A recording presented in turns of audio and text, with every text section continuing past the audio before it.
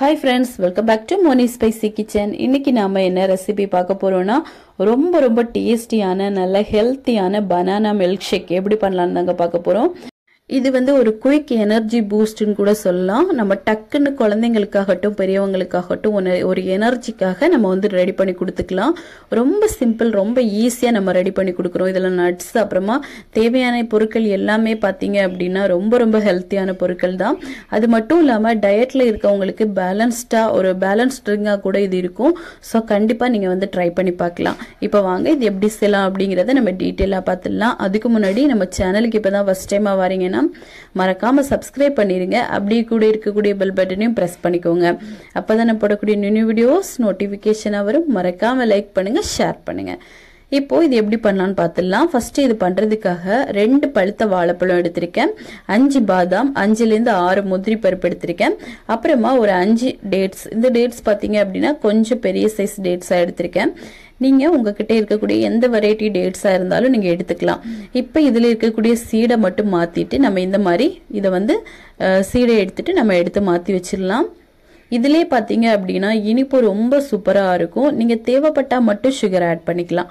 இப்போ இந்த வாழைப்பழத்தை இந்த மாதிரி சின்னதா நம்ம வந்து கட் பண்ணி மிக்ஸி ஜார்ல போட்டுக்கணும்.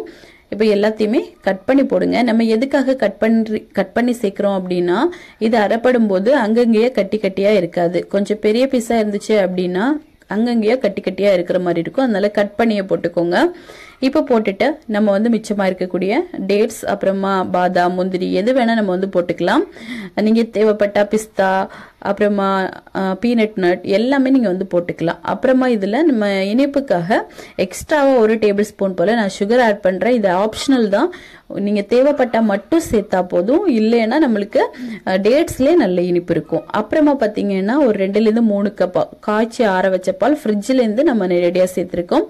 அப்புறமா இதுல 1 டேபிள் ஸ்பூன் போல ஐஸ்கிரீம் போட்டு இதை நல்லா வந்து அரைச்சி எடுத்துட்டு வந்துடுங்க. ஐஸ்கிரீம் சேர்க்கும் போது எக்ஸ்ட்ரா நல்ல ஒரு டேஸ்ட் கொடுக்கும். அதுக்காக அதுவும் ஆப்ஷனல் தான். இருந்துச்சு அப்படின்னா மட்டும் நீங்க சேர்த்தா போதும்.